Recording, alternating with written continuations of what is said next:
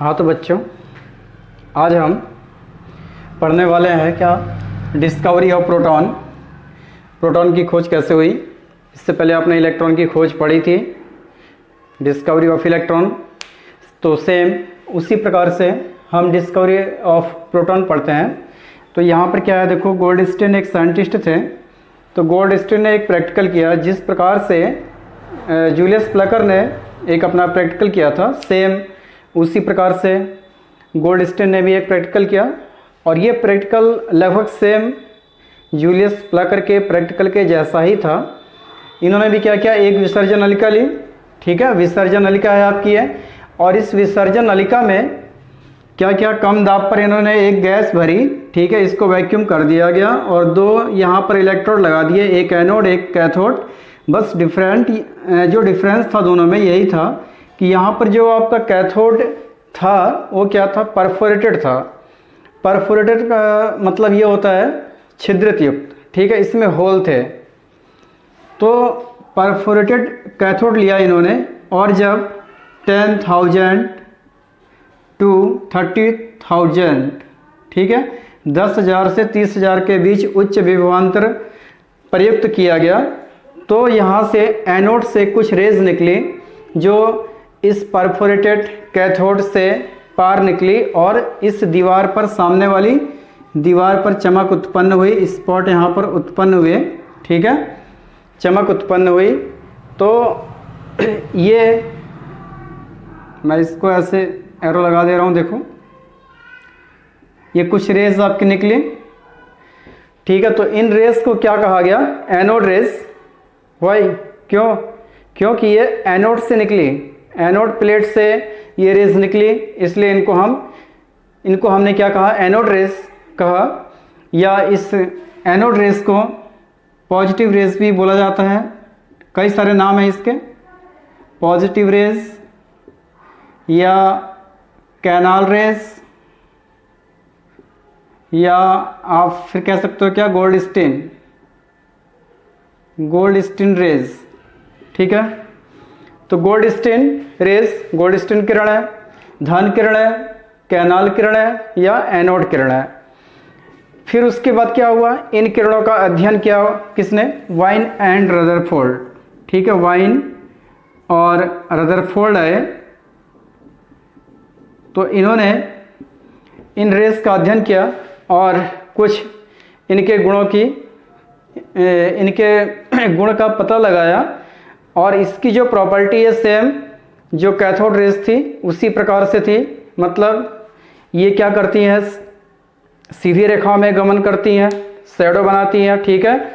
और ये सूक्ष्म द्रव्य कणों से मिलकर बनी होती हैं, अर्थात इनमें भी काइनेटिक एनर्जी होती है और ये विद्युत तथा चुंबकीय क्षेत्रों में विक्षेपित होती हैं। तो ये तीन प्रॉपर्टीज़ की सेम वही थी जो आपकी कैथोड की थी।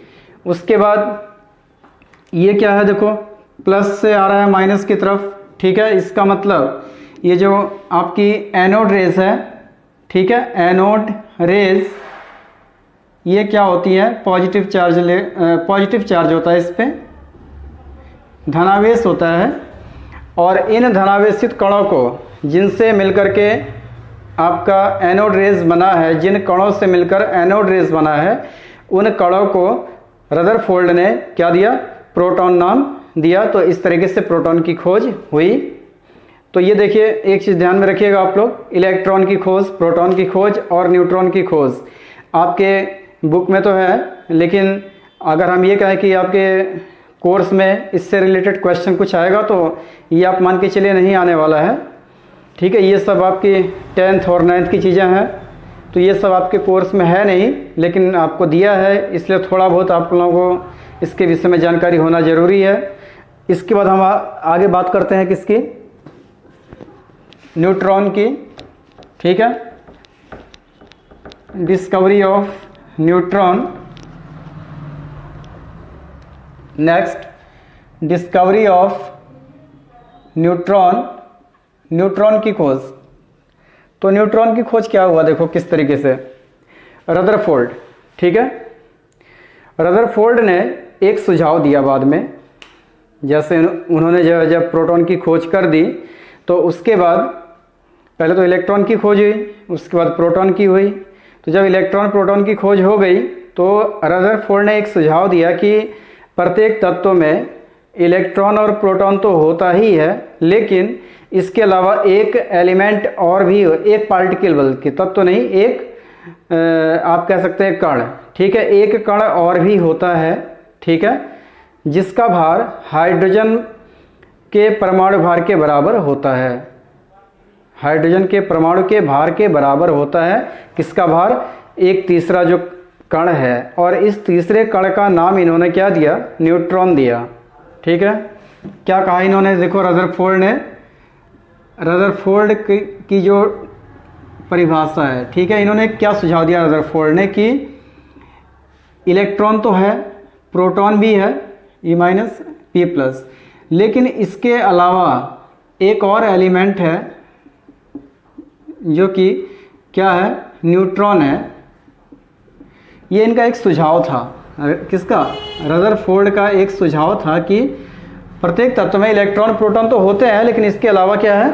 एक कण उसमें और होता है जो कि न्यूट्रॉन है, ठीक है। तो इसका जो भार होता है, इसका भार किसके बराबर होता है? हाइड्रोजन के भार के बराबर। हाइड्रोजन परमाणु के भार के बराबर, ठीक है। हाइड्रोजन परमाणु के भार के बराबर कौन होता है? न्यूट्रॉन का भार। उसके बाद में इनके जो सुझाव थे, ठीक है, इनके सुझाव का समर्थन किया किसने? चैडविक ने। चैडविक एक ये भी साइंटिस्ट थे। तो चैडविक ने इनके सुझाव का समर्थन किया और उन्होंने क्या निष्कर्ष निकाला? उन्होंने क्या कहा? उन्होंने ये कहा कि हाँ सही है कि कुछ ऐसे हल्के तत्व होते हैं जो अल्फा कणों की बमबारी अगर उन पर की जाए तो वो क्या करते हैं? न्यूट्रॉन उत्सर्जित करते हैं, न्यूट्रॉन प्रदान करते हैं। बहुत हल्के तत्व, जैसे बेरिलियम ले लिया इन्होंने, बेरिलियम, ठीक है। बेरिलियम पर इन्होंने क्या किया? हीलियम कण की, हीलियम या अल्फा कण, ठीक है, की बमबारी की। ये अल्फा कण, हीलियम परमाणु को ही हम अल्फा कण कहते हैं। ये आपका बेरिलियम, ठीक है। तो यहाँ आपको प्राप्त हो जाता है carbon plus 0 N1, this is neutron. तो इस तरीके से न्यूट्रॉन की खोज आपकी हुई, ठीक है। चैडविक ने इसकी खोज की थी। तो बहुत हल्के तत्व जैसे बोरान हो गया, बेरिलियम हो गया, जब इन तत्वों पर अल्फा कणों की बमबारी की जाती है तो न्यूट्रॉन उत्पन्न होते हैं इस तरीके से। तो ऐसे ये जो रिएक्शन है आपका, इसको न्यूक्लियर रिएक्शन कहते हैं, नाभिकीय अभिक्रिया बोला जाता है इसको। तो न्यूट्रॉन की खोज इस तरीके से आपकी कंप्लीट होती है। अब हम आगे बढ़ते हैं। हाँ तो बच्चों, अब हम पढ़ने जा रहे हैं क्या? Discovery of nucleus of the atom, ठीक है। परमाणु के नाभिक की खोज, परमाणु का जो नाभिक है उसकी खोज कैसे हुई? तो इसके लिए रदरफोर्ड, जिन्होंने प्रोटॉन की खोज की थी, उनके दो शिष्य थे, गीगर और मार्सडेन। तो गीगर और मार्सडेन जो है इस रदरफोर्ड के निर्देशन में कुछ प्रैक्टिकल कर रहे थे, ठीक है। तो उन्होंने क्या किया कि चांदी या गोल्ड, ठीक है, सोने और चांदी की पतली पन्नी पर अल्फा किरणों की बौछार करने की कोशिश कर रहे थे और उससे कुछ निष्कर्ष निकालना चाह रहे थे, ठीक है। तो उनका प्रैक्टिकल क्या था? देखो उन्होंने क्या किया, गीगर और मार्सडेन, इनके दो शिष्य थे, ये दोनों साइंटिस्ट ये भी थे। तो इन्होंने क्या किया, एक रेडियो एक्टिव एलिमेंट लिया, ठीक है। रेडियो एक्टिव एलिमेंट क्या होते हैं? स्वतः वेधी किरणें उत्पन्न करते हैं। तो ये जो है अल्फा, इन्होंने एक ऐसा ऐसा रेडियो एक्टिव एलिमेंट लिया जो अल्फ़ा रेज उत्पन्न करती है, ठीक है। और अल्फ़ा रेज क्या होती हैं? पॉजिटिव चार्ज होती हैं, इसमें पॉजिटिव चार्ज होता है आपका, धनावेशित होती हैं ये।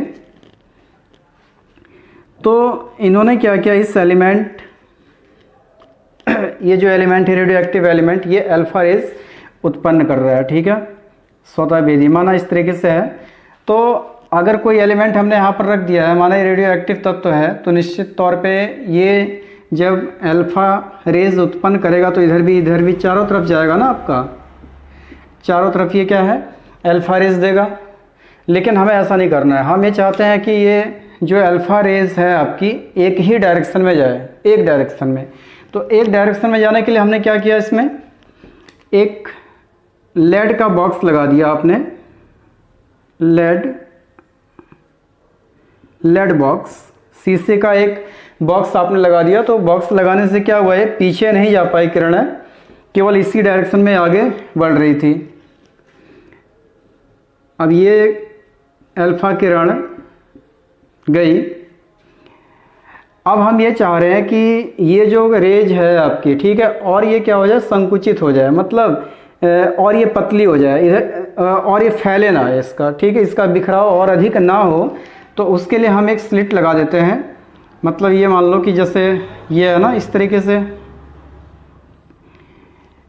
ये समझ सकते हो कि दो दीवार है, ठीक है, और इस दीवार के बीच आपका इतना सा स्पेस बचा है। तो अब यहाँ से जो रेज आपकी जाएंगे, ठीक है, मैं इसको इस तरीके से बना दे रहा हूँ, देखो इस तरीके से कुछ किरणें इधर भी जा रही थी, लेकिन अब यहाँ से जो किरणें जाएंगी, कुछ ही किरणें निकलेंगी इधर से, बाकी तो सब आपकी इधर चली गई, ठीक है। लेकिन हमें ऐसा चाहिए कि कुछ किरणें ऐसी हो ताकि ये किरणें आपकी संकुचित हो जाए, ठीक है, पतली हो जाए। और तो इसके लिए हमने दो स्लिट लगा दिए, बीच में स्पेस खाली था। अब यहाँ से आपकी रेज आगे बढ़ रही है, तो जब यहाँ से आगे रेज बढ़ेगी आपकी, तो यहाँ पर क्या होगा, अब ये सारी किरणें एक साथ चल रही हैं, तो इनको हम क्या कहते हैं, अल्फ़ा किरणों का पुंज, अल्फ़ा किरणों का पुंज, ठीक है। अब हमें क्या करना है, इसके आगे हमें एक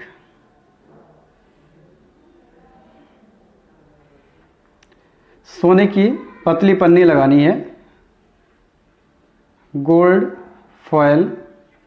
हमने क्या किया, इसके आगे एक सोने की पतली पन्नी लगा दी।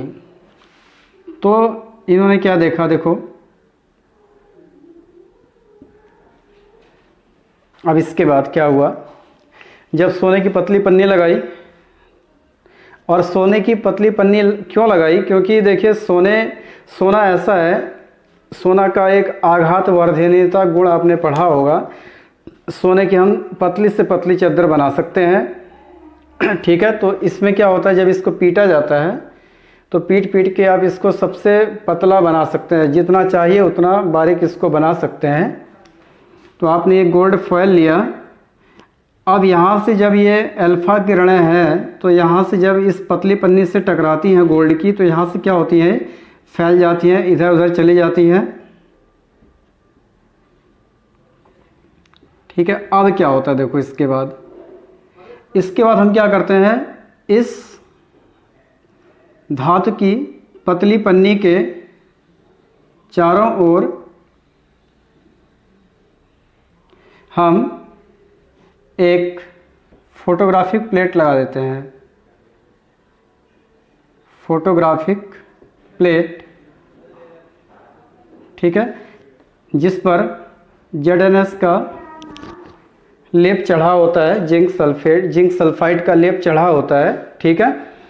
तो जब ये फोटोग्राफिक प्लेट आप जानते होंगे, जो पुराने ज़माने में, अब तो खैर फ़ोटो बहुत कम होता है, ज़्यादा खींचे भी नहीं जाते हैं, ब्लैक कलर का जो होता था पहले ज़माने में।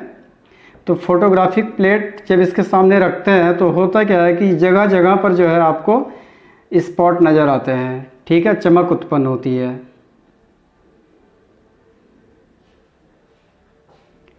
ये इन्होंने एक्सपेरिमेंट किया इतना। फिर से ध्यान से आप समझेंगे। गीगर और मार्सडेन ने क्या किया, एक प्रैक्टिकल किया। तो इन्होंने प्रैक्टिकल में क्या किया, एक रेडियो एक्टिव एलिमेंट लिया जो कि अल्फा किरणें उत्सर्जित करता है, ठीक है, और उस रेडियो एक्टिव एलिमेंट को हमने लेड चैम्बर के अंदर रखा, ठीक है। ऐसा इसलिए किया क्योंकि हम चाहते हैं कि ये जो अल्फा रेज है एक ही डायरेक्शन में निकले, चारों तरफ आपका अल्फा रेज ना जाए, इस वजह से।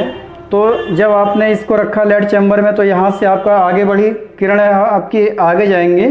तो आगे जाने के लिए अगर ये आपने नहीं लगाया होता तो किरणें और भी इधर आपकी फैल जाती, इधर आगे आगे, ठीक है, बहुत दूर तक चली जाती। तो हमें वैसा नहीं करना है, हमें क्या करना है, इसको और संकुचित करना है, ठीक है, और इसको पतला करना है। तो उसके लिए हमने क्या किया, मतलब हमें किरणों का एक पुंज चाहिए, एक साथ सारी की सारी किरणें एक साथ हमें मिल जाए, किरणों का एक पुंज मिल जाए, गुच्छा मिल जाए, पुंज का मतलब वही होता है। तो इसके लिए हमने एक स्लिट लगा दिया, ठीक है। मतलब ये मान लो कि दीवार है, ईंट की दीवार, एक ये है, बीच में एक रास्ता है पतला सा। अब इस रास्ते से ये किरण आगे बढ़ी, आगे हमने क्या किया, यहाँ पर गोल्ड मतलब सोने की पतली पन्नी लगा दी हमने। तो जब सोने की पतली पन्नी लगाई तो ये अल्फा किरण क्या होगी, जैसे इससे टकराएगी, टकरा करके ये फोटोग्राफिक प्लेट, इसके पीछे जो फोटोग्राफिक प्लेट लगाया गया है, इस पर क्या है, जगह जगह पर चमक उत्पन्न होती है। और ये जो चमक उत्पन्न होती है इसका विश्लेषण किया, ठीक है, इन लोगों ने, और कुछ निष्कर्ष निकाले। तो अब हम उस निष्कर्ष को देखते हैं। अब देखिए इससे निष्कर्ष क्या निकला, ठीक है। हम यहाँ पर क्या कर रहे हैं, इसको हम एटम मान दे रहे हैं, ठीक है, इसको हमने एटम माना, परमाणु आप इसको मान ले रहे हैं। तो उन्होंने ये निष्कर्ष निकाला कि कुछ किरणें ऐसी थी जो कि सीधी क्रॉस कर गई, कुछ किरणें ऐसी थी जो सीधे पार हो गई, इस तरीके से, ठीक है। और कुछ किरणें ऐसी थी जो अपने मार्ग से थोड़ा सा विचलित हो गई,